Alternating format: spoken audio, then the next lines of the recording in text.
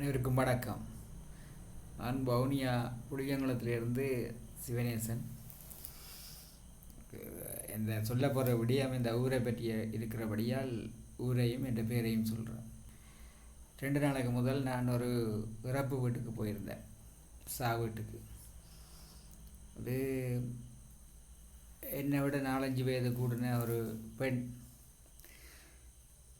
என்ன வீட்டுக்கு போனால் எல்லோரும் சாகிறது தானே, அது ஏன் கதைக்கிறீங்கன்ட்டு வரலாம். இந்த பதிவை 40 வயதுக்கு குறைஞ்சாக்கள் பார்க்காதீங்கன்னு சொன்னால், இது சில வேளை உங்களுக்கு அதை பிடிக்காமல் இருக்கு. நீங்கள் வாழ வேண்டிய அனுபவிக்க வேண்டிய வயதுக்கில் இருப்பீங்க 40 வயதுக்கு உட்பட்டாக்கள். எனவே தான் பார்க்க வேணாம்னு சொல்கிறேன். பார்த்துட்டு பிறகு இவர் என்ன இப்படி கதைக்கிறாருன்னு சொல்லக்கூடாது. சரி, அந்த வீட்டுக்கு போயிருந்தேன். என்னோட 4-5 வயது கூட. சின்ன வயதில் எங்களோட ஊரில் எனக்கு அந்த பிள்ளைய தெரியும். நான் ஒரு 10-12 வயதில் இருக்கக்குள்ள, அதுக்கு பிறகு நீங்கள் இருக்கிறீங்க இல்லை, நான் ஒரு 20 வயதுக்கு பிறகு இந்த ஊரில் இருக்கையில் நான் யாழ்ப்பாணம் போயிட்டேன். அந்த பிள்ளைய நான் பிறகு காணையில் ஒரு 10-14 வயதுக்குள்ளே தான் கண்டிருப்பேன், 15 வயதுக்குள்ளே. அப்போ நல்ல திடகாத்திரமான நல்ல உறுதியான ஒரு பெண்மணி, சிங்கப்பெண். தாயும் கண்மணியை காண்டு சொல்லி நல்லொரு உறுதியான ஆக்கள். வெள்ளச்சியில் கட்டி கொண்டு தான் வருவா, கணவன் இல்லாதபடியா. இந்த பிள்ளையும் வசந்தி பேர், வசந்தி. பார்க்குறதுக்கு நல்ல ஒரு தோட்டம் உண்டு.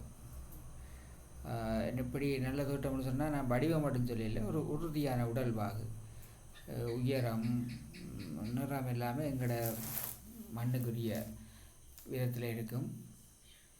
அந்த பிள்ளை இப்போ கிளவியாக போய் இறந்து போயிருந்தால் நான் 2 நாளைக்கு முதல் பார்க்க போனால் இரவு மரணம் அறிவித்தல் அனௌன்ஸ் பண்ணி கொண்டு போச்சுன்னா எனக்கு அப்போ கொஞ்சம் ஊகிக்கக்கூடியதாக இருந்தது. இந்த காலையில் சரியாக கேட்கல, அவள் பார்த்தான் இருக்க முடியாது. அடுத்த நாள் உறுதிப்படுத்தி கொண்டு போய் பார்த்தால், அந்த நான் பார்த்த கனகாலமாக பார்க்கல, நான் அந்த அவள் காணையில். நான் பார்த்ததுக்கும் அந்த உருவத்தை நான் நினச்சி பார்க்குறேன். நான் கண்ட வசந்திக்கும் இப்போ இதில் பொடியாக இருக்கிற வசந்திக்கும் அவ்வளோ வித்தியாசம் உண்டு. எப்படி சொல்லுங்க, அவன் உடம்பெல்லாம் காஞ்சு சுருங்கி ஆள் எந்த பெரிய ஆளாக இருந்தது, இப்போ ஒரு சின்ன ஆளாக மாறி, அந்த அழகு, அந்த உடல் வனப்பு, அந்த கவர்ச்சி எல்லாமோ இங்கேயோ துளைஞ்சு போச்சு.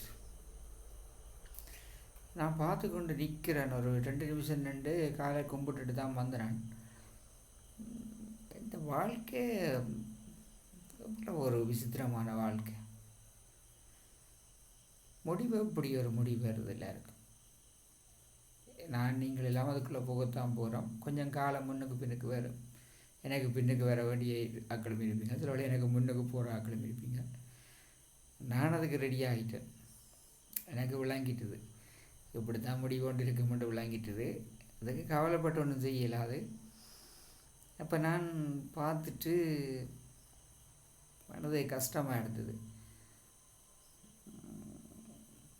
சரி, என்ற அஞ்சலியை செலுத்திட்டு நான் வந்துட்டேன். அப்போ இந்த பதிவில் நான் சொல்ல வந்த விஷயம் என்ன சொன்னால், வாழ்க்கை ஒரு எதுவுமே இல்லாதுன்னு தான் நான் சொல்லுவேன். நான், நீ, அவன், அவள், பெருசு சின்னன், சாதி, பெரியவன் சின்னவன், அங்கத்தியான் இங்கத்தியான், என்னடா அது இருக்குது இது இருக்குன்றெல்லாம் வாழ்ந்துட்டு கடைசியில்